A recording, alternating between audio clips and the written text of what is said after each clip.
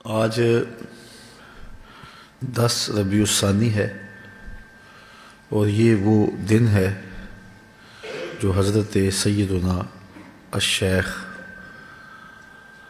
قطب الاقطاب غوث الاغیاث سید السادات حضرت شیخ عبد القادر جیلانی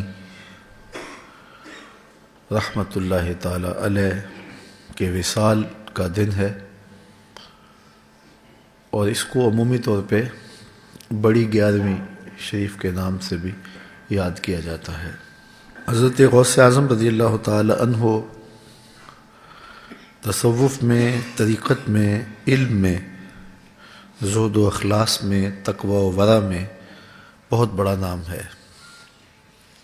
اور آپ نے جو احیاء دین کا فریضہ سر انجام دیا تو اس وجہ سے آپ کو محی الدین بھی کہا جاتا ہے کہ دین کی مردہ قدروں کو آپ نے زندگی بخشی۔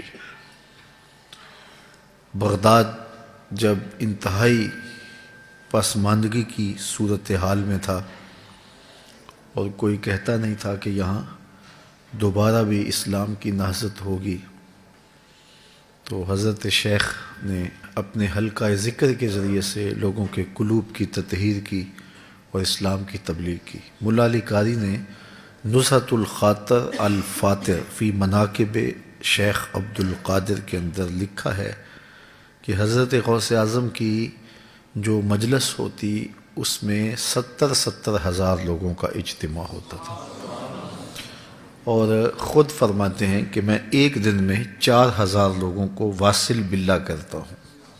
تو حضرت غوث اعظم رضی اللہ تعالیٰ عنہ کی ایک تو کرامات کا باب ہے، اور ایک آپ کا کٹھن زندگی کا سفر ہے، گھر سے لے کر کے، بچپن سے لے کر کے حصول تعلیم اور بعد کے مشکل مراحل ہیں، اور ایک ہیں آپ کی تعلیمات جو آپ کی تصانیف کے ذریعے سے ہمارے تک پہنچی ہیں۔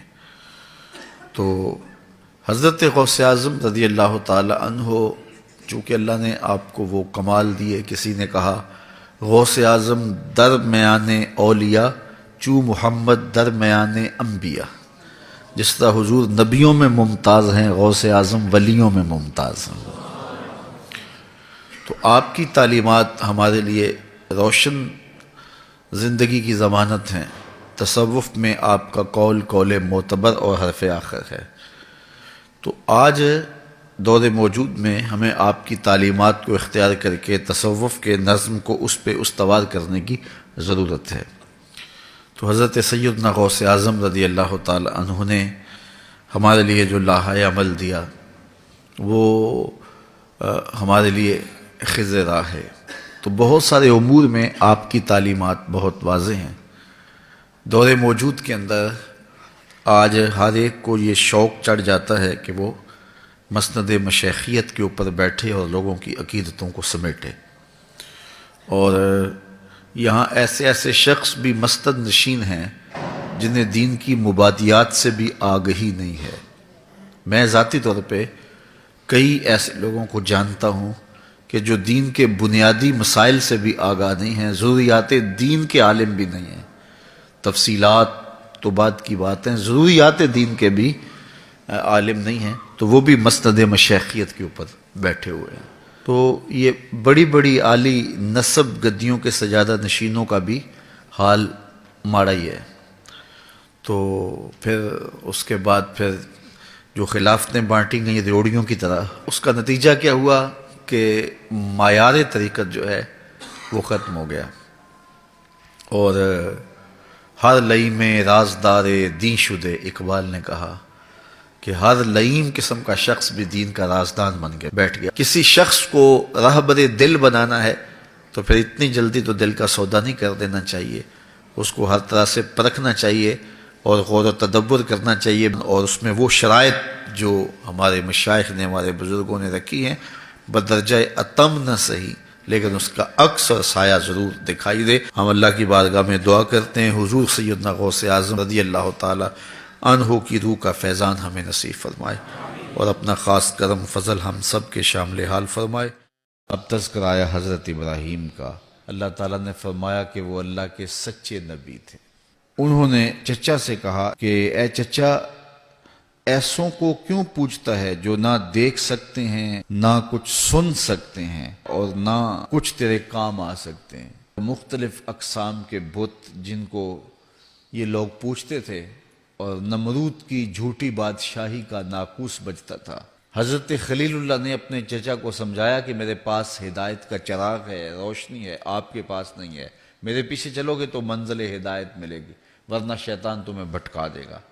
تو چچا نے بات سننے کی بجائے، قبول کرنے کی بجائے، ہدایت لینے کی بجائے الٹا کہا کہ اے ابراہیم، تم میرے خداؤں سے منہ پھیرتے ہو، اور اگر تم میرے خداؤں سے منہ پھیرنے کا عمل جاری رکھا اور اس رویے سے اور طرز عمل سے باز نہ آئے تو میں تم پر پتھراؤ کروں گا اور ایک زمانہ دراز تک تم سے لا تعلق ہو جاؤں گا۔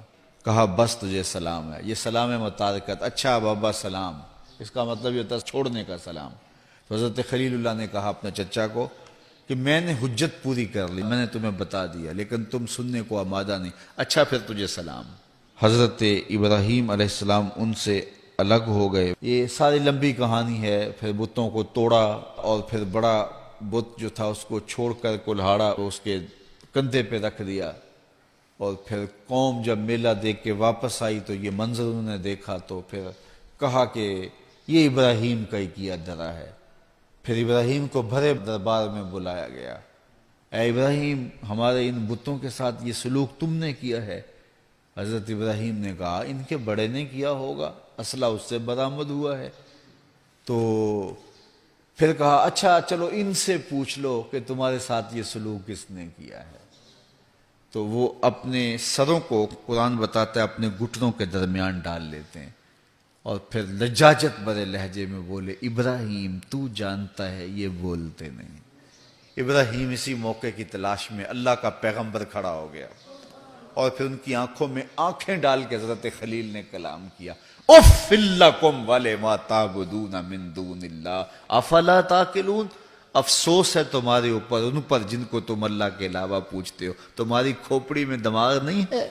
جب ابراہیم کا باتوں میں جواب نہ دے سکے، علمی مکالمہ نہ کر سکے، تو پھر انہوں نے کہا اچھا کچھ کرنا چاہتے ہو تو اس کو آگ میں جلاؤ، اس کی زبان ایسے تو بند نہیں ہوگی، آگ جلاؤ، تم حکمران ہو، تمہارے پاس تخت و تاج ہے، تم جو چاہو کرو، عدالتیں تمہاری، کچہریاں تمہاری، وکیل تمہارے، فیصلے تمہارے۔ چیخا جلا دی گئی۔ پھر جلتی ہوئی آگ کے شعلوں میں حضرت خلیل اللہ کو پھینک دیا جاتا ہے، ادھر سے فرمان شاہی نازل ہوتا ہے، اے آگ میرے ابراہیم پہ سلامتی کی ٹھنڈی ہو جا، اتنی زیادہ ٹھنڈی بھی نہ ہونا کہ میرے خلیل کو سردی لگنے لگ جائے۔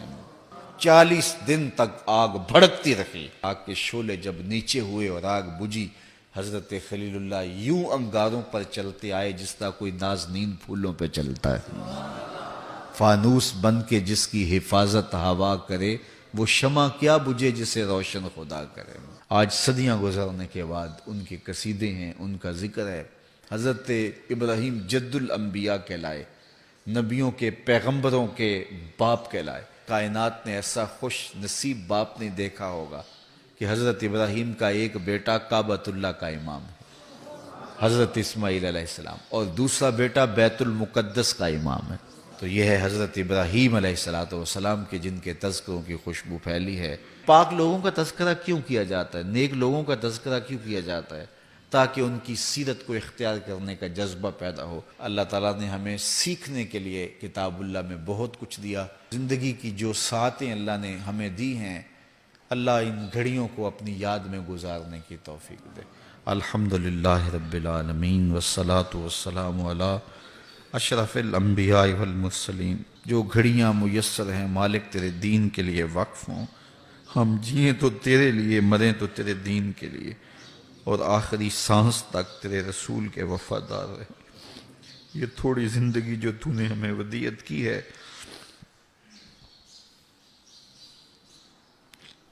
اس کو اپنی یاد میں، اپنے ذکر میں، اپنی محبت میں بسر کرنے کی توفیق عطا